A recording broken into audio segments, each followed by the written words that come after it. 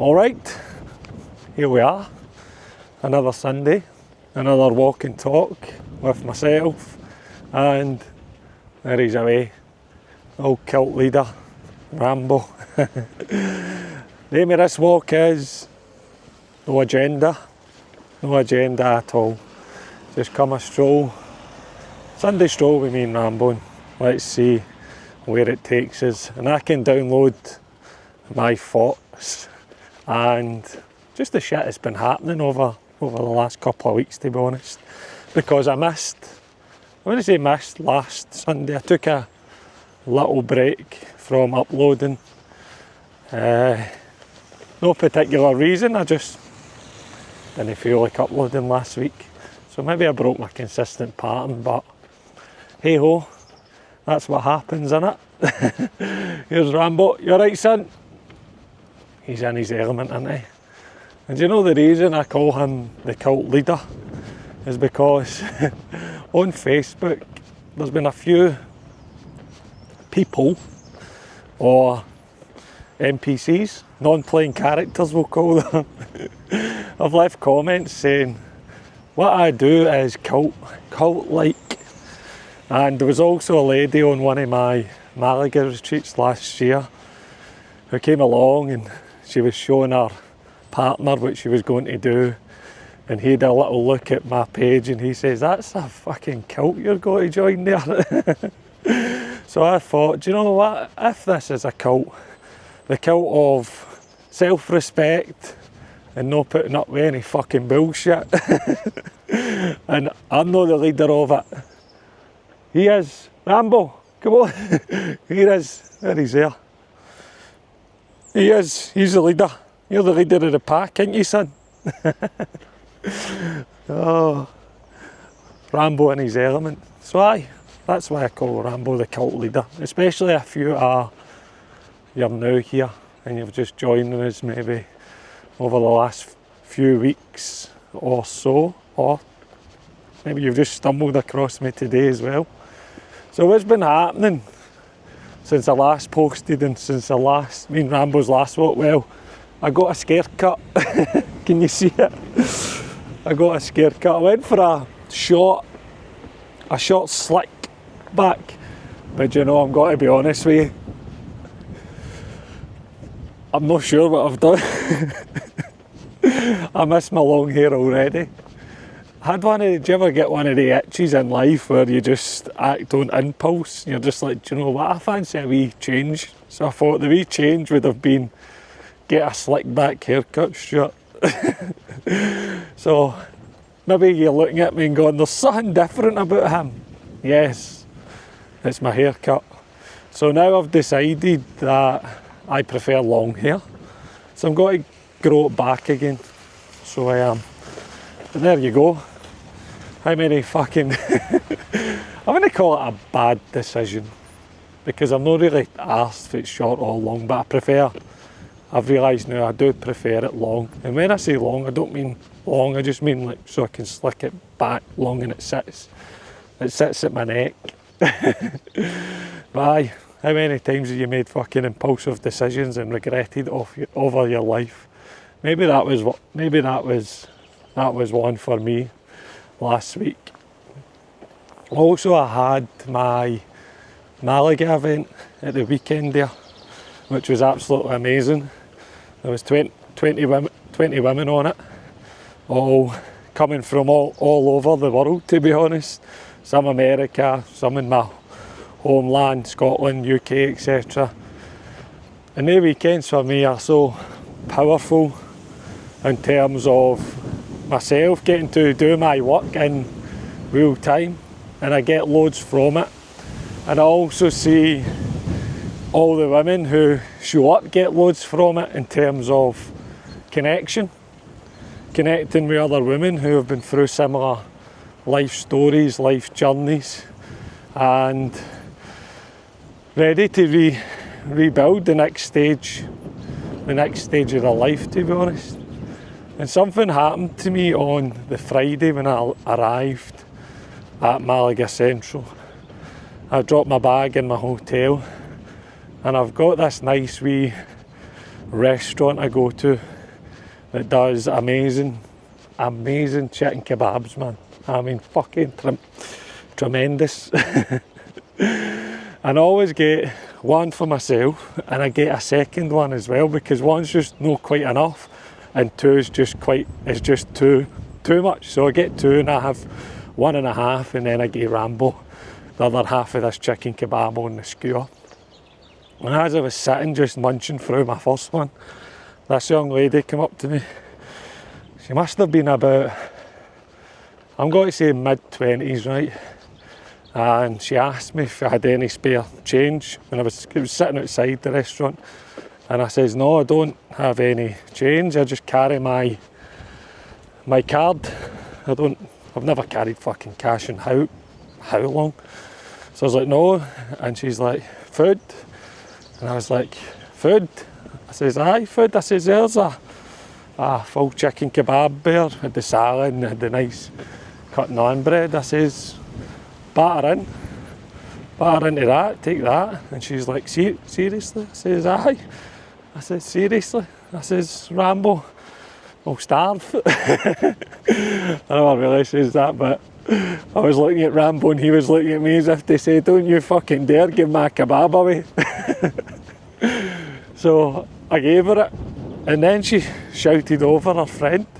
I didn't even realise she was with someone, and her friend came over, same again, another young girl, maybe mid-20s, and the both of them took the kebab, sat in the fucking table next to me, and absolutely fucking demolished it.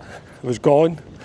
And that's when you know when someone's living in proper survival, when their bellies are fucking hungry and there is no shame. They're just trying to get through each day. And this is not me telling you this story because I'm a fucking knight in shining armour because I gave somebody one of my kebabs. It was more so that it reminded me of when I was living in fucking survival. I was going through my gambling addiction, and I was exactly the same.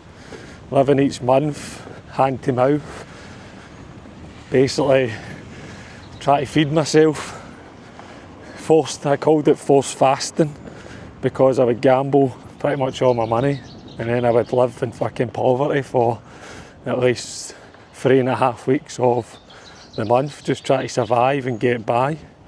And before the events, the weekend events, I always feel a little bit of anxiety building up because I'm about to stand up in front of a group full of people, 20, 30, sometimes 40 women, and share parts of myself, parts of my story. And when I share my story, it always makes me feel anxious. It always brings up feelings that I think that I have resolved, but it never does. And I never think sharing your story, your shame, your guilt, your hurt, your pain, everything you've been through, never gets easy. And it never gets easy for me, so I always feel anxiety before the events because I know that sometimes I could have a fucking moment where that vulnerability spills out, which it has spilled out a few times on the events, trying to get my story out, and I've just frozen, lips started going, and just feeling all that emotion come back to me pretty much. So what I did learn about my events is that I don't share my story right away. I feed my story into the full day's workshops, so I don't get stuck in myself, because there's a few times I've done my events and I've tried to make my story the introduction, so people have got a bit of a background on myself and to relax people and show people where I've came from and why I do what I do. But because I was getting vulnerable and stuck, and it was knocking me off track a little bit, I decided to change it and just feed it throughout the day and share the snippets of the story and relate it to the things that we're talking about, childhood, attachment, boundaries, etc. Anyway, back to the fucking restaurant sitting next to the two girls. That completely put me at ease. I realised what you're worrying about, sure, what you're overthinking about, what you're anxious about. You've no right to be to be feeling these ways. You're not living in survival anymore. You're not living in survival, mate. You've came so far in your journey, you deserve to be here. You deserve to be on this stage sharing your journey. And my workshops are called Empowered Connections. And they two girls sitting there, eating there, that summed everything up for me the Friday before it, the night before it, that sometimes Empowered Connections is just doing something simple, like offering somebody a fucking hand up, offering them a bit of food just to get on their way and have a belly full for the fucking night. And it was just such a powerful moment for me that relaxed me, that puts things in perspective, that I'd came a long way and so far on my journey that I went in the next day and I just felt relaxed. I just felt at ease in that room, ready to address it because of that one moment with the young girls. And it also taught me how fucking fragile life can be, that we do worry, we do overthink, we do get stuck in our own problems and our own bullshit, which something I'm guilty of, and a lot of women who work with myself are massively guilty of, and it's something I completely and utterly check them on, is minimising their story, minimising their needs, comparing themselves to the next woman, or what I've been through isn't as bad as her.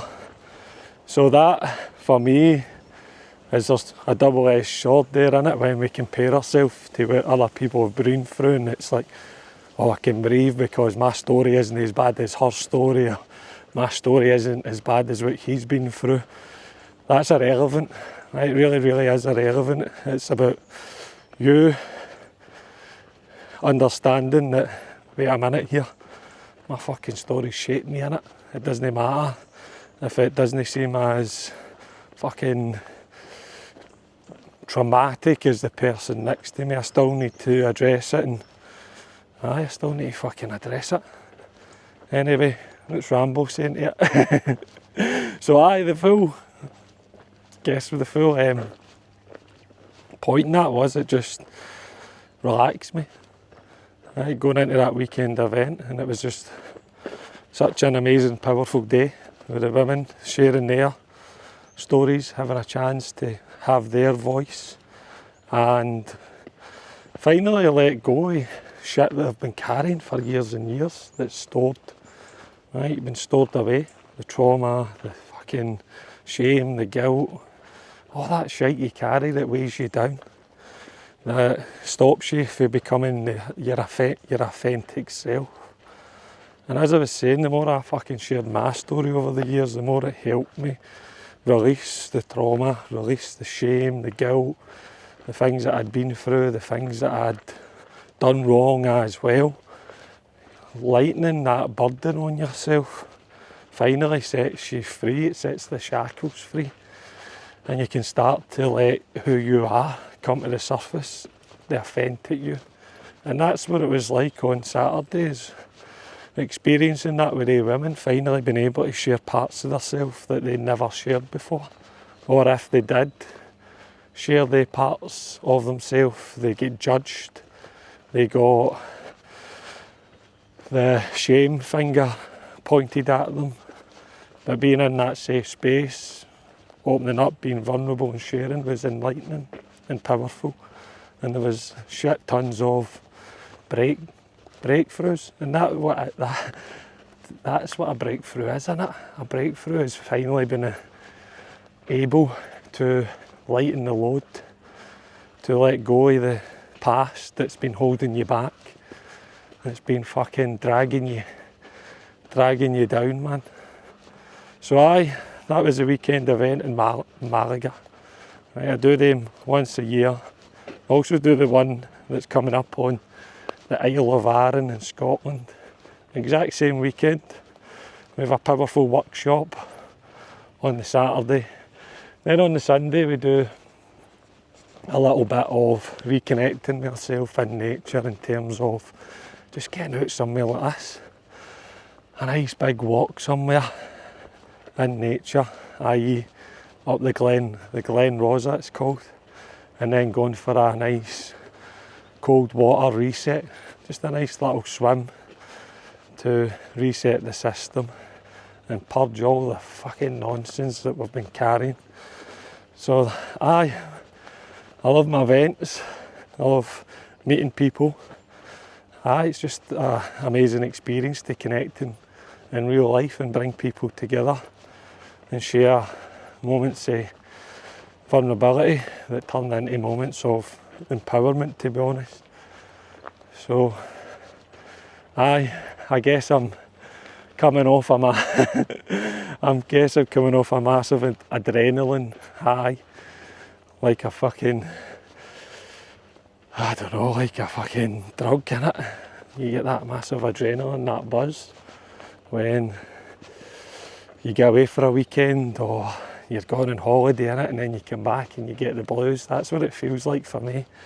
A few days after it, I'm like, whew, and then the adrenaline comes crashing down.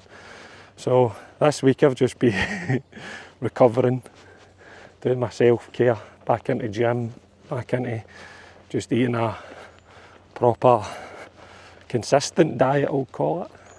Whereas you know yourself, when you're out of routine in it, you go things like holidays or weekends away to visit people, the first thing it goes is the old diet in it. Diet goes to fucking France, man. And then, you know, when your diet goes to France in it and you're maybe overindulging in the sweeter things in life or the savoury things in life, it can have an effect on your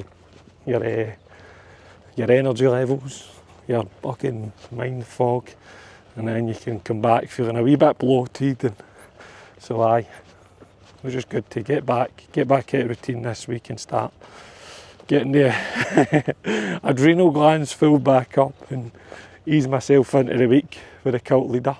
You alright, Rambo? I've just been rattling on there. I can see in my camera it's 18 minutes. I think it's time to come up for a breather in it, son. Here's the Rambo.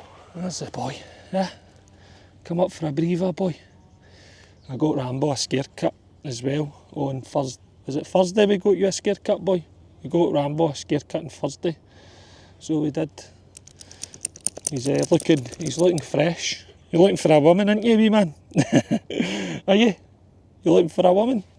You looking for a girlfriend? Don't know if you've got to find one in here right enough, boy. Maybe squirrels or whatever. I'm not sure. So I get a scare cut, and as I was showing you at the start, and Rambo get a scare cut. I try and get his hair cut every 6 to 8 weeks, just to keep on top of it, because the wee fucker loves to get in and about everything, so he does. And his go-to is usually fucking fox shit, I'll tell you that. Rambo's got a magnet for fox shit. He'll fucking get that scent miles out, man, and he'll just go and he'll just rub his nice smelling coat in it, and he'll jump up and he'll have this big smile on his face, like, as if it's a bed of roses. And then he just cracks on, no giving a fuck, man. It's a dog's life, innit?